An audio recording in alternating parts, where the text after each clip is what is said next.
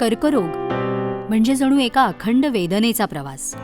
असं काही वर्षांपूर्वी कुणी म्हटलं असतं तर ते कदाचित मानलेही असतं. पण गेल्या काही वर्षात वैद्यकीय संशोधनाच्या क्षेत्रात अभूतपूर्व काम निरंतर होत असल्यानं कर्करोगाचा सामना करणं सोपं झालंय आणि कदाचित सिद्धही झालंय की या वेदनेवर विजय मिळवता येतो. या लढवय्या स्त्रियांनाच पहा ना, रडत खडत नव्हे तर हसत खेळत स्तनांच्या कर्करोगाचा त्यांनी सामना केला. काय काय केलं यांनी, कसं केलं?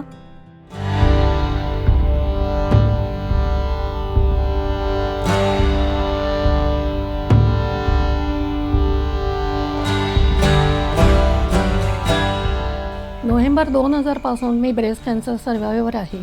डॉक्टरांनी फक्त 6 महिन्याची गॅरंटी दिली होती. 20 वर्षापूर्वी माझं ऑपरेशन झालं. सगळ्यात पहिल्यांदा असं वाटलं की जे आपल्या वाट्याला आलंय ते खरंच कोणाच्या वाट्याला यायला नको. 2017मध्ये माझं कॅन्सरचं पहिलं ऑपरेशन झालं आणि त्यानंतर माझी कॅन्सरची आणखी 3 ऑपरेशन्स झाली. 20 वर्षापूर्वी माझं ऑपरेशन झालं. ऑपरेशन झाल्यावरही लगेच 15-20 दिवसातच मी रियाज करायला लागले.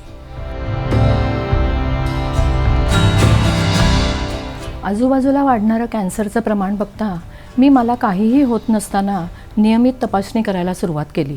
त्यामुळे माझा कॅन्सर अगदी अर्ली स्टेजमध्ये डिटेक्ट झाला.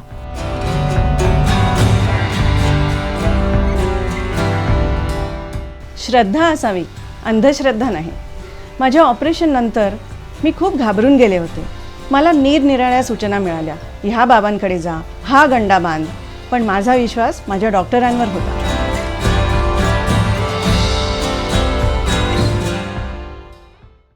नमस्कार, मी डॉक्टर शेखर कुलकर्णी. गेल्या 25 वर्षापासून मी ब्रेस्ट कॅन्सरच्या क्षेत्रामध्ये काम करतो आहे. ह्या 25 वर्षामध्ये या ब्रेस्ट कॅन्सरच्या क्षेत्रामध्ये इतका फरक पडला की अक्षरशः जमीन आसमानाचा फरक. त्या काळातली शस्त्रक्रिया, त्या काळातली किमोथेरपी आणि आत्ताची शस्त्रक्रिया, आत्ताची औषधं, ह्याच्यामध्ये खूप फरक आहे.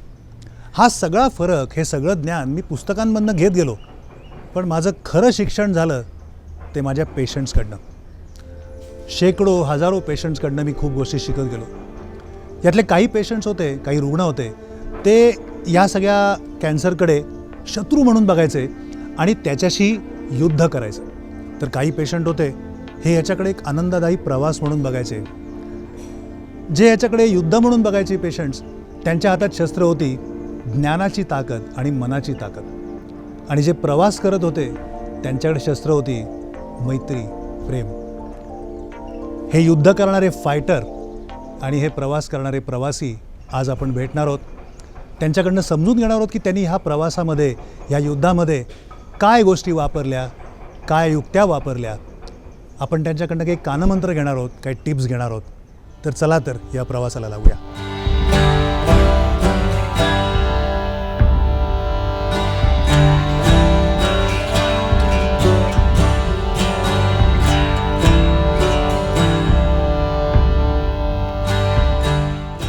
मी कॉलेजमध्ये शिकत असतानाच मला भरतकामाची आवड लागली आणि जेव्हा मला ब्रेस्ट कॅन्सरचं निदान झालं तेव्हा मी परत अनेक वर्षांनी हातात सुई आणि रेशीम घेतलं आणि कपड्यावर वेगवेगळे डिझाईन्स तयार करू लागले.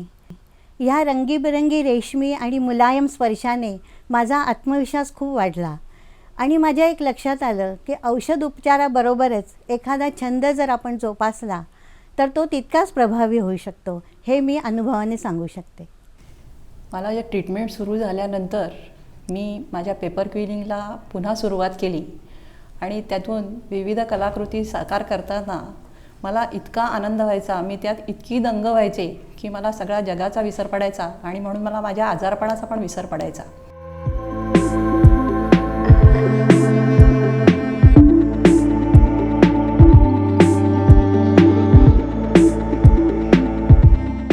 आणि मी डॉक्टर असल्यामुळे मला माहिती होतं की तुमची पॉझिटिव्हिटी वाढली की इम्युनिटी पण वाढते, आणि खरंच तसं झालं. माझी इम्युनिटी वाढली आणि या आजारपणातून मी सही सलामत बाहेर पडली. मी डॉक्टर अनुराधा व्यास. मला 7 वर्षापूर्वी कॅन्सर झाला होता. त्यावेळेला केमोथेरपीच्या ट्रीटमेंटमध्ये मला बराचसा वेळ मिळत होता. त्यामुळे मी माझ्या मागच्या छंदाकडे वळले आणि तो छंद म्हणजे पुस्तक वाचन करणे. या रुग्णांकडनं मी अजून एक गोष्ट शिकलो. ब्रेस्ट कॅन्सर असो किंवा इतर कुठली वैद्यकीय समस्या, 4 गोष्टींकडे लक्ष ठेवायचं. शरीराचा आहार, शरीराचा व्यायाम, मनाचा आहार आणि मनाचा व्यायाम. पझल हा मनाच्या व्यायामाचा उत्तम मार्ग आहे.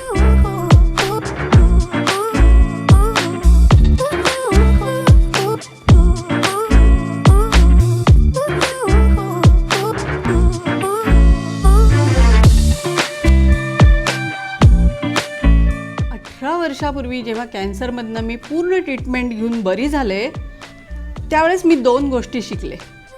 एक आहार आणि दुसरं फास्टिंग. मी माझ्या स्वतःच्या आहाराकडे लक्ष द्यायला लागले आणि मला त्यानंतर हे पण कळालं की फास्टिंग केलं की फास्ट बरं होतं.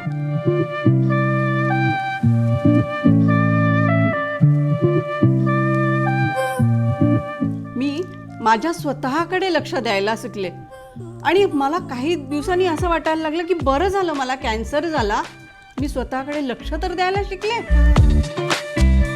तेव्हापासून मी एक शिकले, बिन साखर आणि बिन दुधाचा चहा प्यायला, आणि मला त्याचा खूपच फायदा झाला.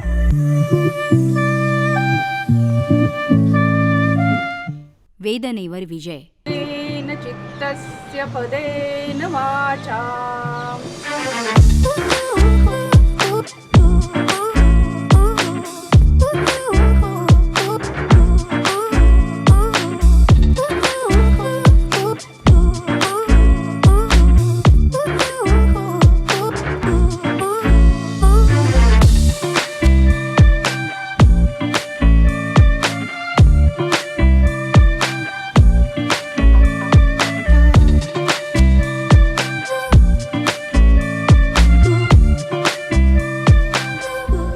वर्षांपूर्वी माझी ट्रीटमेंट संपली कॅन्सरची, पण रिकरन्सची भीती ही होतीच.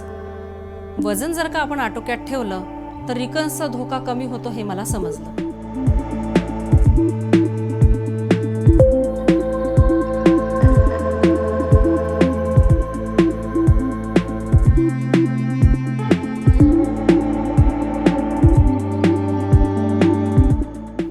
व्यायामाची मला सुरुवातीपासूनच आवड होती, पण त्यातला नियमितपणा हा जो आहे याचं काय महत्त्व आहे हे मला कॅन्सर झाल्यानंतर समजलं. व्यायामाचा एक अजून मला फायदा झाला, तो म्हणजे 7 ते 8 तासाची शांत झोप मला व्यायामामुळे आपोआपच मिळायला लागली.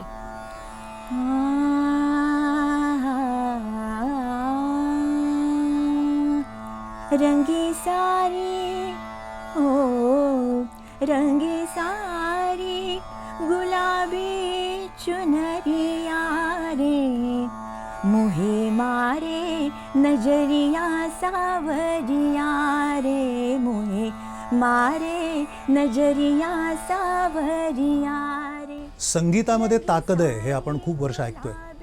तानसेनांनी दिवे लावले, पाऊस पाडला वगैरे सगळं आपण ऐकत असतो. छंद म्हणून संगीत उपयोगी आहे हे आपण पाहिलंच आहे, पण ॲक्च्युली म्युझिक थेरपी, संगीतोपचार हा देखील एक फार महत्त्वाचा उपचार आहे, विशेषतः किमोथेरपीच्या पेशंटसाठी, कॅन्सरच्या सर्वायव्हरसाठी आणि इतर अनेक रोगांसाठी. आम्ही याच्यात खूप प्रयोग केले आणि असं लक्षात आलं आहे की भारतीय शास्त्रीय संगीत हे फार महत्त्वाचं आहे, त्याचा आपण उपयोग करायला हवा. मारे नजरिया मारे नजरिया मारे नजरिया सावरिया रे. नमस्कार, मी प्रतिभा कर्णिक. 20 वर्षापूर्वी माझं ऑपरेशन झालं त्यापूर्वीही मी शास्त्रीय संगीत शिकत होते, गात होते. त्यामुळे ऑपरेशन झाल्यावरही लगेच 15-20 दिवसातच मी रियाज करायला लागले. रियाज करायची तेव्हा मला थोडं दुखायचं, पण मी त्याच्याकडे दुर्लक्ष केलं, कारण त्याच्यामुळे मिळणारा आनंद आणि शांतता ती मला इतकी भावली की कॅन्सरबद्दलची काळजी, त्याची भीती ही कुठच्या कुठे पळून गेली. त्यामुळे मी रियाज करतच राहिले आणि आस्था सपोर्ट ग्रुपशी जोडली गेले. आमचे अवेअरनेस क्रिएट करण्याचे बरेचसे कार्यक्रम चालले होते. त्यातलाच पुढचा भाग म्हणून हिलिंग हार्मनी हा कार्यक्रम आम्ही सुरू केला. हे आम्ही किमोथेरपीचे साईड इफेक्ट्स होऊ नयेत म्हणून म्युझिक थेरपीचे जे मॉड्यूल्स तयार केले, संगीताचे ट्रॅक्स तयार केले, त्यातलं निवेदन जरी हिंदी इंग्लिश असलं तरी त्यातलं जे काव्य होतं ते आम्ही जाणीवपूर्वक संस्कृत निवडलं. 2017मध्ये माझं कॅन्सरचं पहिलं ऑपरेशन झालं आणि त्यानंतर माझी कॅन्सरची आणखी 3 ऑपरेशन्स झाली. मी कनिष्ठ महाविद्यालयामध्ये संस्कृतची प्राध्यापिका म्हणून बरीच वर्ष कार्यरत होते. मला संस्कृत काव्य लेखनाचा छंद आहे. आपले वेद, उपनिषद, त्यातल्या ऋचा, ह्या मंत्रांचे उच्चार, त्या उच्चारांमधलं सामर्थ्य आणि त्याचबरोबर सर्व जगामध्ये एक स्टँडर्ड क्लासिकल भाषा म्हणून संस्कृतचं जे महत्त्व आहे ते वापरावं असं आम्हाला वाटलं आणि म्हणून आम्ही संस्कृतचा उपयोग केला. डॉक्टर शेखर कुलकर्णी यांनी मला म्युझिक थेरपीसाठी मराठीत बरीच निवेदनं लिहून दिली आणि त्या सगळ्या निवेदनांचं मला संस्कृत काव्यात भाषांतर करण्याचं काम त्यांनी दिलं. निरर्थक विचार करत बसण्यापेक्षा या संस्कृत काव्यलेखनामुळे मी वेदना विसरले. या 4ही ऑपरेशन्समधून तरुण जाण्याची ऊर्जा मला या संस्कृत काव्यलेखनामुळे मिळाली. आणखी एक खूप महत्त्वाची गोष्ट ज्याच्याकडे आपलं बऱ्याच वेळा दुर्लक्ष होतं आणि जे मी माझ्या पेशंटकडनं शिकलो ते म्हणजे कनेक्टेड राहणं, संपर्कात राहणं, कनेक्शन. म्हणजे आपलं आपल्या अंतरंगाशी असलेलं कनेक्शन जितकं महत्त्वाचं आहे तितकंच आपलं आपल्या बाहेरच्या सृष्टीशी असलेलं कनेक्शन, म्हणजे आपला मित्रपरिवार, नातेवाईक, सीझन्स, ऋतू, हवामान, ह्या सगळ्याशी आपण जितकं कनेक्टेड असू तितकं आपल्याला रोग होण्याची शक्यता कमी होते किंवा दुर्दैवाने एखादा रोग झाला, कॅन्सरसारखा रोग झाला तर त्यातनं बाहेर पडायला देखील मदत होते. 20 वर्षापूर्वी माझं ऑपरेशन झालं त्यावेळेला सगळ्यात पहिल्यांदा असं वाटलं की जे आपल्या वाट्याला आलं आहे ते खरंच कोणाच्या वाट्याला यायला नको. त्यामुळे जेव्हा मला ब्रेस्ट कॅन्सर सपोर्ट ग्रुपसाठी काम कराल का असं विचारलं, ही संधी मी लगेच स्वीकारली आणि काम करायला सुरुवात केली. जेव्हा नवीन पेशंट्स यायच्या तेव्हा त्यांच्याशी बोलताना लक्षात आलं की सगळ्यांचा एकमेकांमधला संवाद ही किती महत्त्वाची गोष्ट आहे. एकमेकींशी आमचं जे काय इंटरॅक्शन व्हायचं या सगळ्या देवाणघेवाणीचा आम्हाला सगळ्या जणींना खूप फायदा व्हायचा.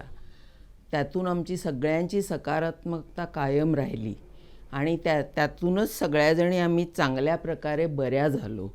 या सगळ्याच्या जोडीलाच मी अजून एक काम सुरू केलं की ऑपरेशननंतर ज्या स्त्रियांचा एक ब्रेस्ट काढावं लागायचं त्यांच्यासाठी मी या पद्धतीचे कॉटनचे कमी खर्चात तयार होतील असे प्रोस्थेसिस बनवायला सुरुवात केली.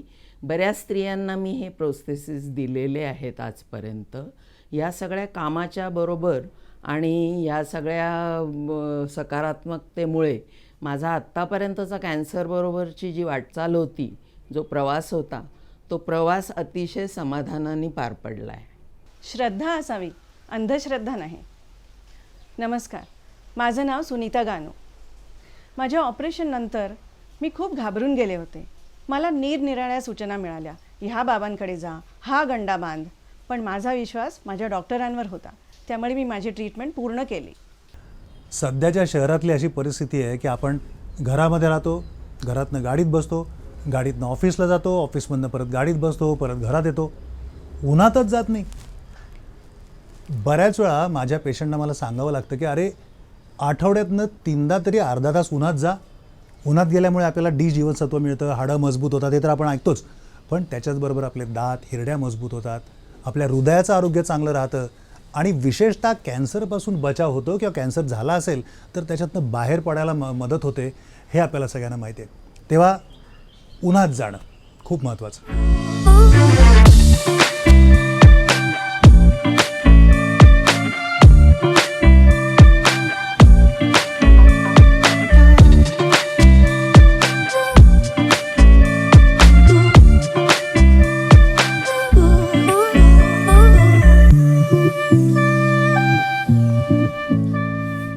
या आजारातून बाहेर पडायला निसर्गाची मैत्री हा छान कानमंत्र मला मिळाला. आणि शहरातनं हल्ली छानसा निर्मळ अंधार देखील मिळत नाही. म्हणजे हवेचं प्रदूषण, आवाजाचं प्रदूषण, तसं प्रकाशाचं देखील प्रदूषण आहे की काय असं वाटायला लागतंय. शहरामध्ये छान असा गडप छान अंधार मिळतच नाही. या रात्रीच्या अंधाराचा आपल्या जीवशास्त्रावर, बायोलॉजीवर खूप परिणाम होतो. सो रात्रीची झोप जी असते या अंधारात मिळणं फार महत्त्वाचं. व्यायामाचा एक अजून मला फायदा झाला, तो म्हणजे 7 ते 8 तासाची शांत झोप मला व्यायामामुळे आपोआपच मिळायला लागली. नोव्हेंबर 2000 मी ब्रेस्ट कॅन्सर सर्वायवर आहे. कॅन्सर हा खोलवर पसरलेला असल्यामुळे ऑपरेशन करणं शक्य नव्हतं. डॉक्टरांनी फक्त 6 महिन्याची गॅरंटी दिली होती. मग मी असं ठरवलं की ह्याची खंत करत बसण्यापेक्षा आजारावर मात करणं खूप गरजेचं आहे. मग त्या अनुषंगाने मी काही कोर्सेस केले. तेव्हा माझ्या लक्षात खालील 2 गोष्टी आल्या. एक डोनेशन, म्हणजे मला जो आजार झाला आहे ना तोच आजार झालेल्या स्त्रियांना मी डोनेट करायला सुरुवात केली आणि त्याचा उपयोग मला माझ्या आजारामध्ये ट्रिमेंडस झाला. आता दुसरी गोष्ट म्हणजे फॉरगिव्हनेस आणि आस्क टू फॉरगिव्ह, म्हणजेच मनाची स्वच्छता. आता मनाची स्वच्छता करणं खूप गरजेचं होतं. म्हणून मी एक वही आणि एक पेन घेऊन एका खोलीत अगदी एकांतात जाऊन बसले. मागील अनेक वर्षापासून या क्षणापर्यंत अनेक लोकांनी मला दिलेला त्रास, केलेले अपमान, या सर्व गोष्टी मी या क्षणापर्यंत मनात साठवून ठेवलेल्या होत्या. मग मी त्या एका कागदावर ते सगळ्यांची नावं एकाखाली एक लिहित गेले. एक एक नाव घेत मी अक्षरशः मनापासून त्या सगळ्यांना माफ करत गेले, अगदी माझ्या आजाराला सुद्धा. आता माझ्याकडून अनेक वर्षापासून या क्षणापर्यंत अनेक लोक दुखावले गेलेले होते व त्याची खंत माझ्या मनाला लागलेली होती. मग त्यांची पण नावं मी एकाखाली एक लिहित गेले आणि अक्षरशः हात जोडून मनापासून त्यांची माफी मागितली, अगदी माझ्या शरीराची सुद्धा.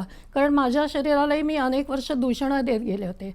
आता जेव्हा माझ्या लक्षात आलं की माझं मन हे आरशासारखं स्वच्छ झालं आहे, प्रसन्न झालं आहे, ते हलकं हलकं झालं आहे. आता त्याच्या मनामध्ये कोणाविषयी ना किंतु होता, राग होता, द्वेष होता, ना कोणाविषयीची टोचणी होती.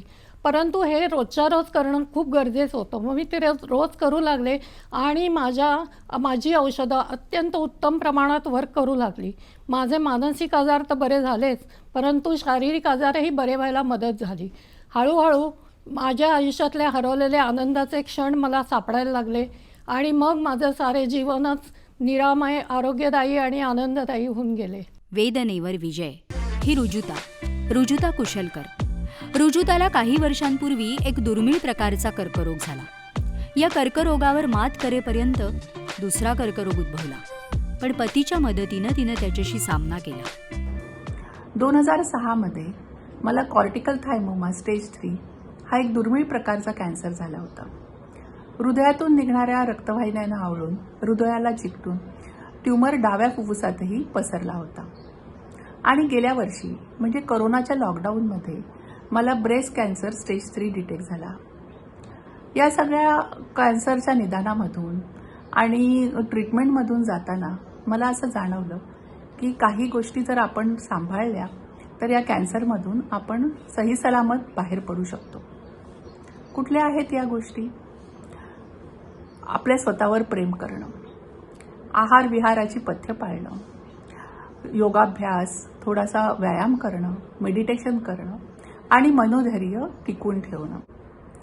स्त्रिया या सबंध आयुष्य आपल्या कुटुंबासाठी जगत असतात, त्यांच्यासाठी खस्ता खात असतात. आपलं त्यांच्यावर खूप प्रेम असतं म्हणून आपण त्यांची काळजी घेतो.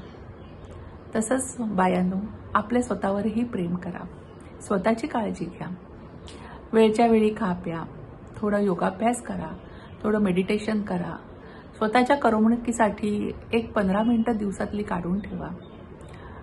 कमी तेलकट खा, वेळच्या वेळी खा, दिवसातून 4 वेळा थोडं थोडं खात जा.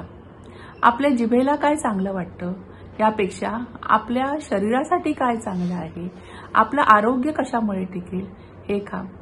सीझनला येणाऱ्या भरपूर भाज्या, भरपूर फळं खा. त्याने तुम्हाला आवश्यक ती पोषक तत्व मिळतील. आनंदाने खा. हे अन्न आहे, हे पूर्ण ब्रह्म आहे आणि माझ्या शरीराला, माझ्या जीवनासाठी हे आवश्यक आहे या भावनेने खा. म्हणजे ते नक्कीच तुम्हाला मदत करेल.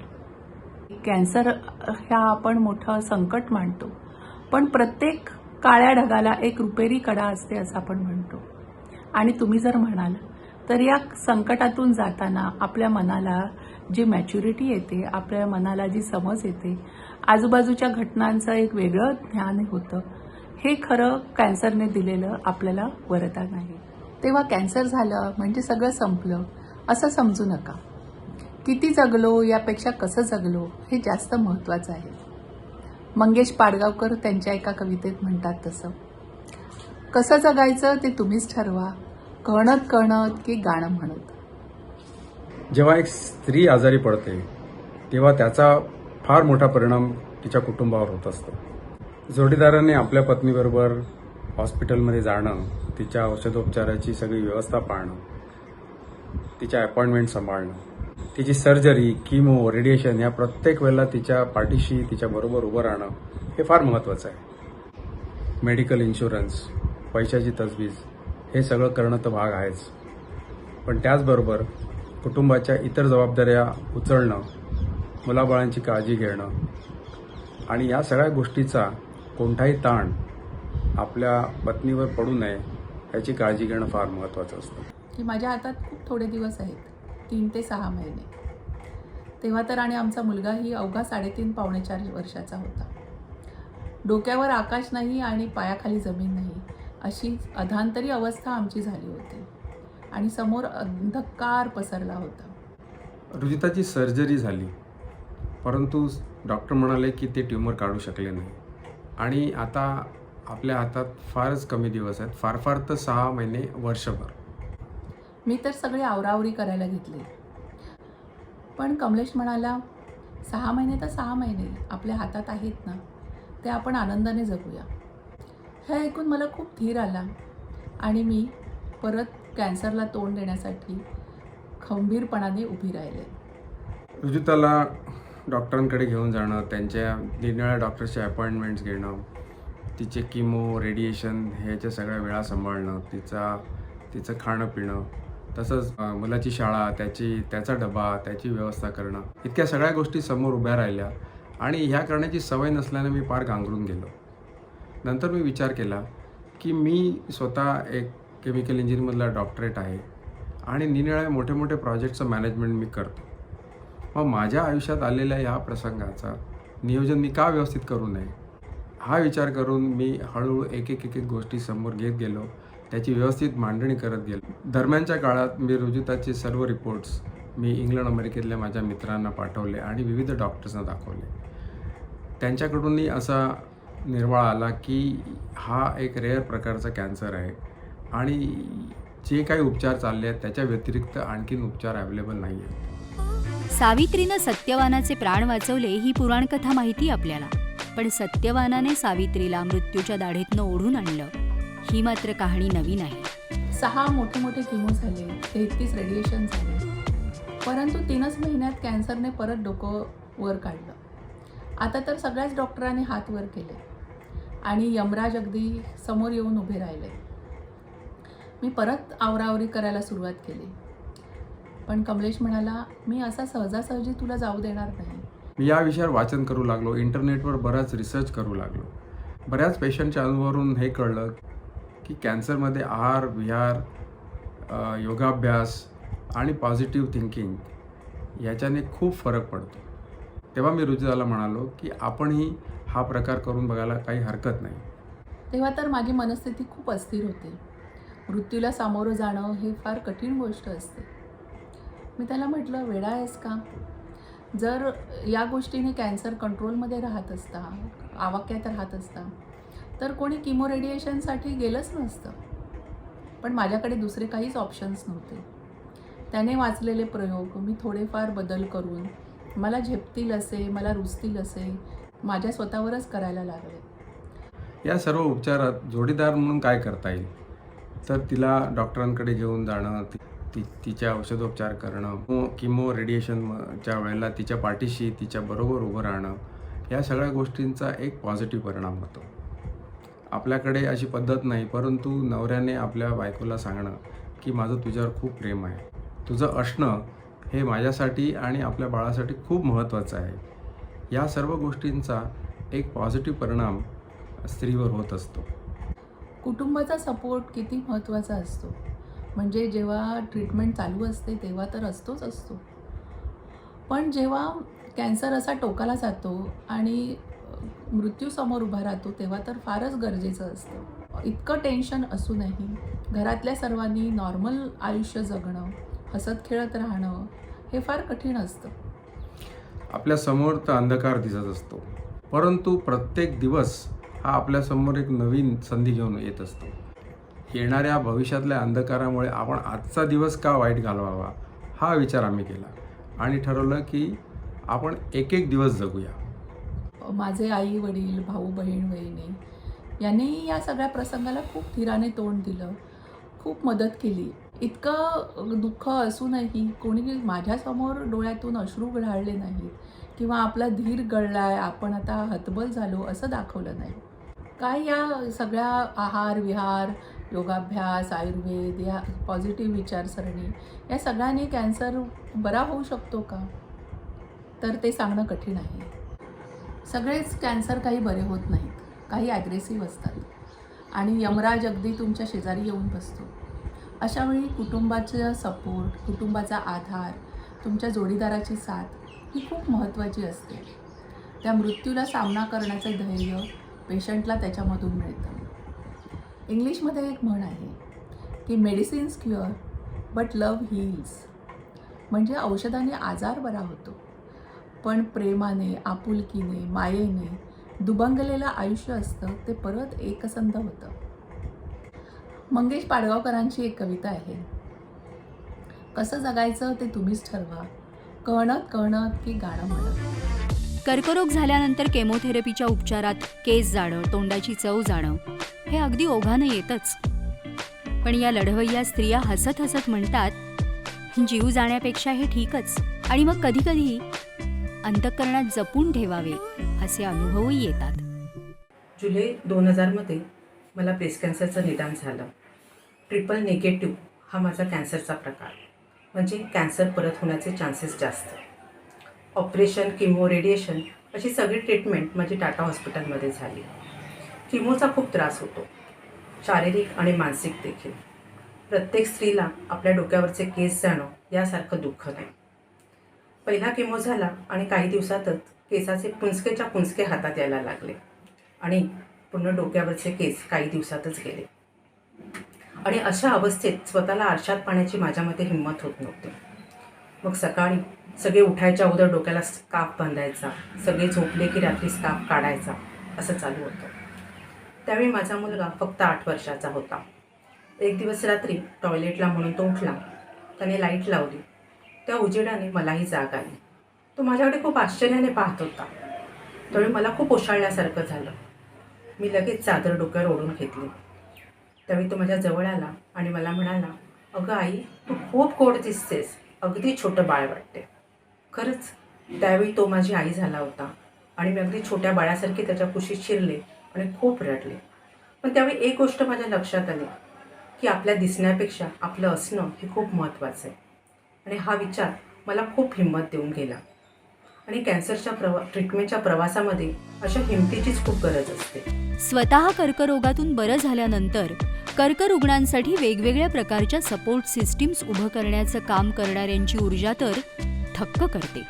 2004 साली माझं ब्रेस्ट कॅन्सरचं लोकली ॲडव्हान्स 3rd स्टेजचं ऑपरेशन झालं. त्यानंतर किमोथेरपी, रेडिएशन्स, इंजेक्शन्स असा प्रवास चालू झाला. डोक्यावरचे सगळे केस गेले, परंतु रंगीबेरंगी स्कार्फ वापरून मी माझी नोकरी सतत चालू ठेवली. त्याच्यानंतर मी काउन्सिलिंगचा कोर्स केला. डॉक्टर राजेंद्र बडवे नेहमी म्हणत की एका पेशंटनी जर हा कोर्स केला तर ते इतर ज्यांना नवीन कॅन्सर होतो त्यांना मदत करू शकतात आणि तो प्रवास माझा अव्याहतपणे चालू आहे. त्याच्यामध्ये माझ्या मिस्टरांची पण साथ मला लाभते. मी 2010 साली युरोप टूर केली. 2012 साली कैलास मानसरोवरची कठीण अशी परिक्रमा केली. बऱ्याच ॲडव्हेंचरस ॲक्टिव्हिटीज केल्या. स्काय वॉक असू दे, स्काय डायव्हिंग असू दे, रिव्हर राफ्टिंग असू दे, पोहायला शिकणं, गाडी चालवणं आणि मुख्य म्हणजे 2016ला VRS घेऊन मी पूर्ण वेळ विवेकानंद केंद्राचं काम करते आणि तिथेही योग प्राणायाम लोकांना शिकवते, लेक्चर्स देते आणि आमचा जास्तीत जास्त उपयोग समाजातल्या लोकांना ज्यांच्या घरी कॅन्सर होतो त्यांना कसा होईल या दृष्टीने आम्ही दोघंही कार्यरत असतो. मिस्टरही त्याच्यात सहभागी असतात. यामध्ये प्रामुख्याने फॅमिलीचा सपोर्ट आणि मुख्य म्हणजे स्पाऊसचा सपोर्ट हा मेजर रोल प्ले करतो आणि जे काय होतं त्या गोष्टी सगळ्या पॉझिटिव्ह जर घेतल्या तर सगळं सुरळीत आणि सगळं वातावरण आनंदमय होतं याची लोकांनी खात्री करून द्या. आम्ही इतरांना सहाय्यभूत ठरतो आणि हे जेव्हा कळतं त्यावेळेला ऐकून खरंच खूप आनंद होतो. असंच आमचा प्रवास शेवटच्या क्षणापर्यंत चालू राहावा हीच परमेश्वर चरणी प्रार्थना. अर्थात हे मनोधैर्य टिकवणं सोपं नसतं. म्हणूनच या वेदनेतून प्रवास करत असताना कधी वाटलं तर घ्यावी की समुपदेशकाची मदत. अनेकदा काय होतं, जेव्हा स्तनाच्या कर्करोगाच्या पेशंट्सना आमच्याकडे रेफर केलं जातं तेव्हा त्यांना असं वाटतं की मला तर कॅन्सर झाला आहे, जो शरीराचा आजार आहे, मला वेड तर लागलं नाही आहे, मग मला कशाला पाठवलं सायको ऑन्कॉलॉजिस्टकडे. तर अशा वेळी त्यांना आणि त्यांच्या परिवाराला समजावलं जातं की मन आणि शरीर हे दोघंही एकत्र काम करतात, ते स्वतंत्रपणे काम करत नाहीत. कर्करोगासारखा आजार झाल्यानंतर अनेकदा धक्का बसतो, मानसिक खच्चीकरण होतं. पुढे काय होईल, माझ्या परिवाराचं काय होईल, माझ्यामुळे हा आजार माझ्या परिवाराला होईल का, लोक काय म्हणतील, लोकांना काय सांगायचं, अशा एक ना दोन अनेक शंका कुशंकांनी विचारांनी मनावर ताण येतो. कधीकधी हा ताण इतका वाढतो की टोकाची चिंता आणि नैराश्य येऊ शकतं आणि असं झालं तर आजाराचा सामना करणं, आजाराच्या निदानानंतर असणारी वैद्यकीय प्रक्रिया, पुढे उपचाराची प्रक्रिया, या सगळ्यावर याचा परिणाम होऊ शकतो. आणि म्हणूनच या काळामध्ये योग्य समुपदेशन घेणं, योग्य मार्गदर्शनाने या सगळ्या काळाचा कसा सामना करायचा, आपल्या भावभावनांचं संतुलन कसं राखायचं, हे जर कोणी सांगितलं आणि त्यासाठी योग्य त्या उपाययोजना केल्या गेल्या, परिवाराचा आधार योग्य प्रकारे मिळाला, आर्थिक बाबींसाठी काय नियोजन करावं लागेल, पारिवारिक बाबींसाठी काय नियोजन करावं लागेल आणि या सगळ्याचा ताळमेळ कसा घालता येईल, या सगळ्यांबद्दल जर नीट चर्चा केली गेली तर खूपदा मनावरचा ताण कमी होतो आणि बऱ्याचशा गोष्टी आपल्याला पारदर्शीपणे बघता येतात, त्यातून मार्ग काढता येतो. आणि म्हणून अशा काळामध्ये योग्य त्यावेळी समुपदेशन घेणं आणि गरज पडलीच तर मानसिक वैद्यकीय उपचार, मानसोपचार गरज पडल्यास घेणं हे केव्हाही चांगलं. कारण त्यामुळे पुढच्या काळामध्ये फक्त ट्रीटमेंट नाही, फक्त उपचारच नाही, तर उपचारानंतरचा जो काळ आहे, ज्या काळामध्ये पुन्हा तुम्हाला आपल्या कामामध्ये रुजू व्हायचं असतं, आपल्या परिवारामध्ये सगळ्या जबाबदाऱ्या घ्यायच्या असतात. शिवाय खूपदा काय होतं की प्रक्रियेच्या दरम्यान, उपचाराच्या दरम्यान शस्त्रक्रिया, किमोथेरपी यामुळे शारीरिक बदल झालेले असतात. अनेकदा महिलांना यामुळे असं वाटतं की आता मी पहिल्यासारखी दिसत नाही आहे किंवा पहिल्यासारखं सगळं मला जमत नाही आहे. यामुळे एक प्रकारचा न्यूनगंड मनामध्ये तयार होतो, लोकांमध्ये मिसळणं कमी होतं, लोकांना तोंड कसं द्यायचं, त्यांना काय सांगायचं, या सगळ्या गोष्टीच्या वरवर पाहता छोट्या वाटतात, पण बऱ्याचदा त्याचा खूप गंभीर परिणाम सगळ्याच व्यावहारिक आणि जे वर्तणुकीवरती रुग्णाच्या होत असतो. आणि हे जर योग्य वेळी आपल्याला याचा ताळमेळ नाही साधता आला किंवा यातून मार्ग नाही काढता आला तर या गोष्टी पुढे बळावू शकतात, त्याच्यातून मोठ्या समस्या निर्माण होऊ शकतात. म्हणून अशा काळामध्ये योग्य ते समुपदेशन घेणं केव्हाही चांगलं. त्यामुळे ब्रेस्ट कॅन्सरचं लवकर निदान करणं गरजेचं आहे. अलर्ट राहा, म्हणजेच सावधान राहा. आपली शरीराची तपासणी करत राहा. काही आढळल्यास लवकरच डॉक्टरांना संपर्क करा आणि अवेअर राहा. याबद्दलची जास्तीत जास्त माहिती तुम्हाला असू देत. तुमच्या आजूबाजूच्या लोकांना अशी माहिती देत राहा, जेणेकरून असं काही झालं तर तुम्ही त्यावर लवकर उपाययोजना करू शकाल. वेदनेवर विजय. कर्करोग झाल्यावर मीच का असा प्रश्न सहज पडतो आणिही अनेक प्रश्न पडतात. पण खरं सांगायचं तर कधीही न पडलेल्या अनेक प्रश्नांची उत्तरंही मिळायला लागतात आणि आयुष्य कदाचित पूर्वीपेक्षा सोपं होतं. कारण स्वतःच्या आरोग्याची आणि चांगलं जगण्याची गुरुकिल्ली सापडलेली असते. ज्येष्ठ गणितज्ञ डॉक्टर मंगला नारळीकर यांच्याकडूनच ऐकूया. 1986 साली मी 43 वर्षांची असताना प्रथम मला लक्षात आलं की डाव्या स्तनामध्ये छोट्या गाठी आहेत. त्याचा गंभीरपणा माहीत होता म्हणून लगेच आम्ही वैद्यकीय इलाज केले आणि डॉक्टरकडे जाऊन सर्जरी करून घेतली. सर्जन मुंबईमध्येच उत्तम सर्जन होते. त्यांनी विचारलं की गाठीमध्ये जर कर्करोग आहे असं दिसलं तर 2 प्रकारची ऑपरेशन्स आपण करू शकतो. एक केवळ गाठ काढणं किंवा संपूर्ण स्तन काढणं. त्यातलं काय करावं असं तुम्हाला वाटतं?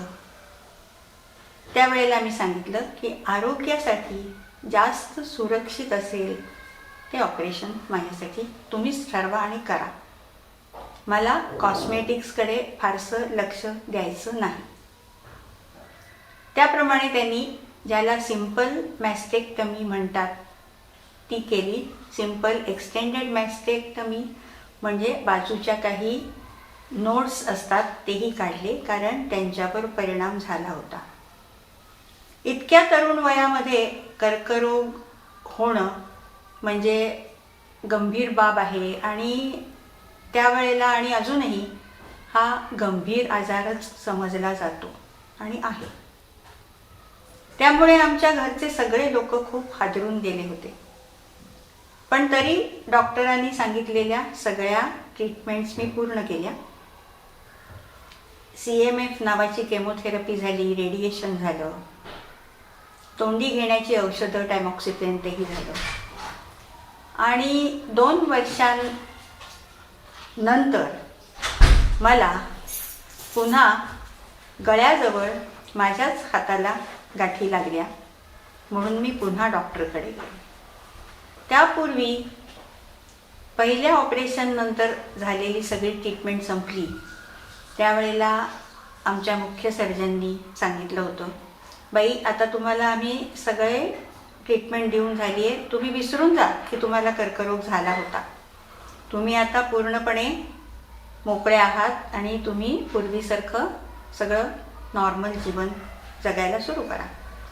त्याप्रमाणे मी शक्य तेवढं माझा काम, अभ्यास, इतर प्रवास वगैरे आम्ही करत होतो.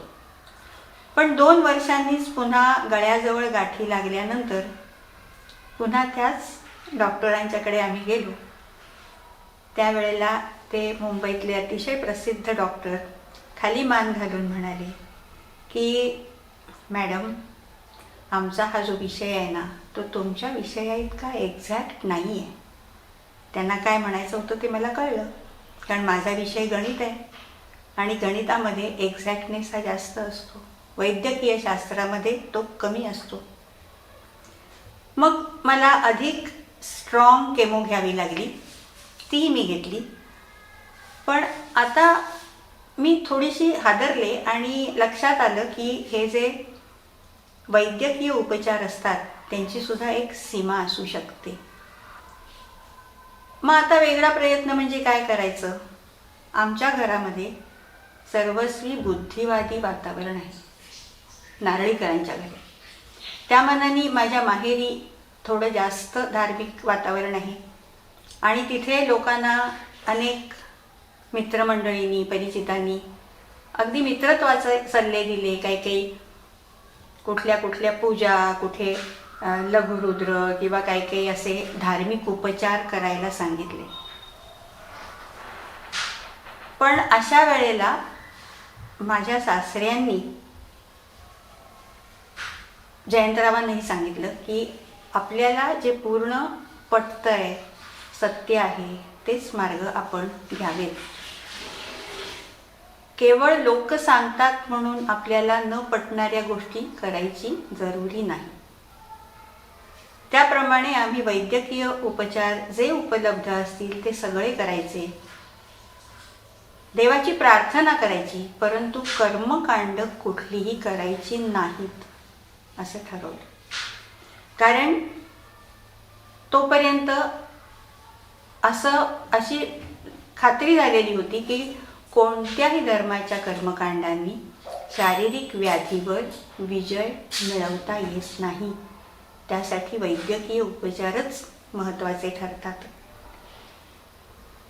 त्याप्रमाणे आम्ही सगळे उपचार केलेच आणि नंतर पुण्याला आल्यानंतर मी पुण्यामधले प्रसिद्ध वैद्य बापू नानल यांच्याकडे गेले.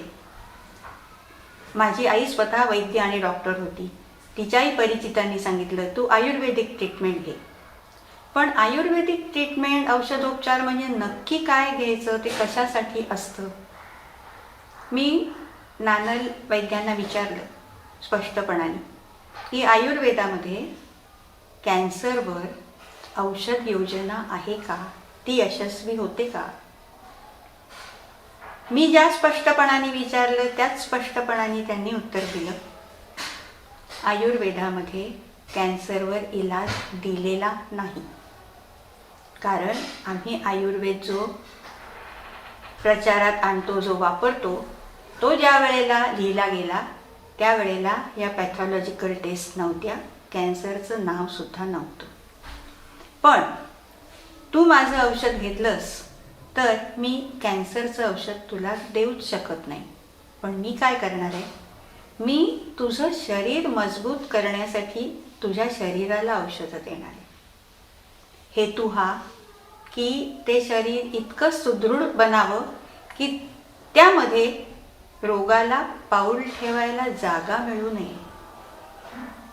मला त्यांची फिलॉसॉफी पूर्ण पटली आणि मी त्यांची औषध योजना सुरू केली आणि खरोखर माझी एकूण प्रकृती चांगली झाली असा माझा विश्वास आहे. तसा मला दुसरा गंभीर आजार नव्हताही, परंतु एकूण 3-4 वर्ष त्यांची औषधं घेतल्यानंतर माझी प्रकृती खरंच चांगली झाली आहे, सुदृढ झाली असं मला वाटत होतं. आणि एक 4-5 वर्षानंतर मी हळूहळू त्यांना विचारून त्यांच्या सल्ल्याने ती औषध योजना बंदही केली. आता ही गोष्ट 89 पासून 4-5 वर्षाची झाली. 1989 पासून 86 आणि 88 सालचे हे 2 प्रसंग सोडले तर त्यानंतर मला कॅन्सरचा कुठलाही त्रास झाला नाही आणि मी माझी सगळी कामं व्यवस्थित करत होते. पण एक सांगायची गोष्ट अशी की ज्या ज्या वेळेला मी माझ्या चेकअपसाठी जात असे तेव्हा माझ्या फाईलवरती रिपोर्टमध्ये डॉक्टरांचा शेरा तो कसा असायचा, कंट्रोल्ड. म्हणजे 2000 साल उलटून गेलं तरी माझ्या फाईलवर क्युअर्ड हा शेरा नव्हता, कंट्रोल्ड हाच शेरा कायम होता. मग 2000च्या नंतर मी चेकअपला जाणं सुद्धा थांबवलं कारण मला कुठलेही त्रास होत नव्हते. पण आत्ता वयाच्या 78व्या वर्षी या वर्षी सप्टेंबरमध्ये पुन्हा मला दुसऱ्या स्तनामध्ये छोटीशी गाठ आहे हे जाणवलं आणि पुन्हा मी ती तपासून घेतली आणि त्याच्यावर गेल्याच आठवड्यात ऑपरेशन करावं लागलं. सुदैवाने यावेळेला कुठलेही नोड्स काढावे लागले नाहीत कारण पेट स्कॅनमधून कुठेही आजार पसरला नाही आहे याची खात्री झाली होती. मी सावध आहेच, परंतु माझ्या एकूण ट्रीटमेंटमधनं खूपशा गोष्टी शिकले, त्या मला तुमच्याबरोबर शेअर कराव्याशा वाटतात या सगळ्या आजारपणातून. 86 सालीच मला नारळीकरांनी एक छान पुस्तक आणून दिलं. अंडरस्टँडिंग कॅन्सर हे त्याचं नाव होतं. इंग्लंडमध्ये विच नावाचं एक मॅगझिन असतं, ते खूपसा डेटा गोळा करून, खूपशा केसेसची माहिती करून, कुठल्याही गोष्टीची जास्तीत जास्त शास्त्रीय माहिती पुरवतो. तर त्यात अंडरस्टँडिंग कॅन्सर या शीर्षकाचंच ते पुस्तक होतं. तर ते वाचत असताना त्या 86 साली त्यात असं लिहिलेलं होतं की पाश्चात्य जगामध्ये जिथे वैद्यकीय शास्त्र प्रगत आहे, तिथे एकूण स्त्रियांच्या 13% स्त्रियांना स्तनाचा कॅन्सर होतो. म्हणजे हा जो आजार आहे तो बऱ्याच लोकांना होतो.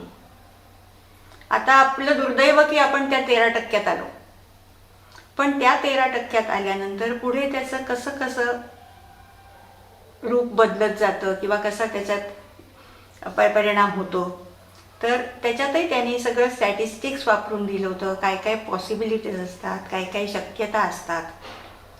आणि मग मला वैद्य नानल जे म्हणाले होते ते पुन्हा जाणवलं. काय जाणवलं की आपली बेसिक प्रकृती जर आपण चांगली ठेवली तर आपण त्या रोगाशी जास्ती चांगला सामना करू शकतो. आपली एकूण तब्येत, आपला आहार विहार चांगला ठेवून आपणच सांभाळायची.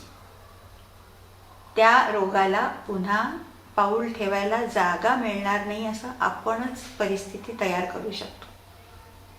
आता कुठलीही व्यसनं न करणं, धूम्रपान, अतिरिक्त मद्यपान, तंबाखूचं कुठल्याही प्रकारचं सेवन, ह्या गोष्टी केल्या की प्रकृती बिघडते हे आपल्याला माहिती असतं. खाणं पिणं सुद्धा जास्तीत जास्त आरोग्यदायी ठेवावं.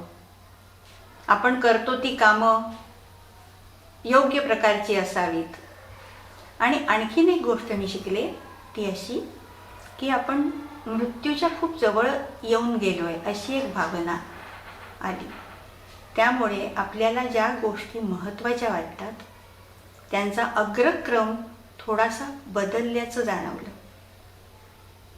जीवनामध्ये सगळ्यात महत्त्वाच्या गोष्टी कुठल्या, त्याची आपण एक ऑर्डर म्हणतो ती थोडीशी बदलली. लोक काय म्हणतील, कोण कशी टीका करेल याच्याकडे लक्ष न देता आपल्याला खरोखर जे जास्त महत्त्वाचं आवडणारं आहे ते आपण मन लावून करावं. लोकांच्याकडे फार लक्ष देऊ नये. आपली सत्सद विवेक बुद्धी आहे ती जपली की खूप झालं. आपल्याला आवडणारी कामं जरूर करावीत. कोणी काही चांगलं काम केलं असेल तर त्याचं कौतुक करायला उशीर करू नये.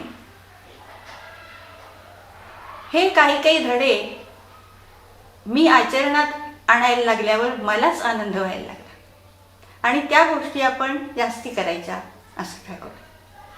आता मला गणित शिकवायला आवडतं आणि एखाद्याला न समजलेला भाग मी समजावून सांगितला आणि त्याला ती गणित सोडवायला यायला लागली किंवा त्याला ती गोष्ट समजली, आवडली की त्याच्यापेक्षा मला जास्त आनंद होतो. तो आनंद घ्यायचा. आपली प्रकृती आपल्याला जमेल तशी जास्तीत जास्त आरोग्यपूर्ण रीतीने आपणच सांभाळायला हवी. स्त्रियांनी स्वतःकडे लक्ष द्यायला शिकायला हवं. स्वतःचे छंद जोपासायला हवेत. स्वतःसाठी जगायला शिकायला हवं. आणि हो, हे फक्त तिनेच करून चालणार नाही. घरातल्या इतर मंडळींनी देखील तिची काळजी घ्यायला हवी. तिच्या आरोग्याकडे, तिच्या आवडीनिवडीकडे जिव्हाळ्याने लक्ष द्यायला हवं. आपण इतके कानमंत्र बघितले, इतक्या टिप्स बघितल्या, आपण या पेशंटचे अनुभव बघितले, पण समजा मला कोणी विचारलं की यातली एकच कुठली तरी टिप मला लक्षात ठेवायची आहे, तर ती कुठली ठेवायची असेल तर ती अशी: स्वतःवर प्रेम करा. आणि टाटा मेमोरियल रुग्णालयाचे संचालक डॉक्टर राजेंद्र बडवे यांनी सांगितलेली आरोग्याची गुरुकिल्ली आपण सगळ्यांनीच लक्षात ठेवायला हवी. माझी आजी लहानपणापासून माझ्याकडनं रोज रात्री झोपताना काही गोष्टी म्हणून घ्यायची.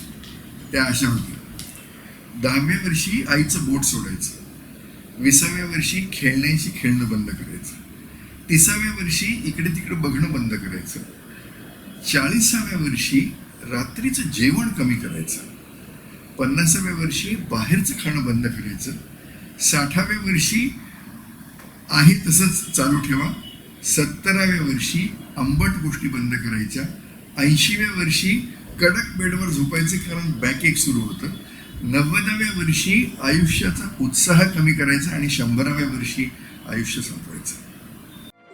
खरंच हे इतकं जर करता आलं ना, तर आरोग्यावर कोसळलेल्या कुठल्याही संकटाच्या वेदनेवर विजय मिळतो.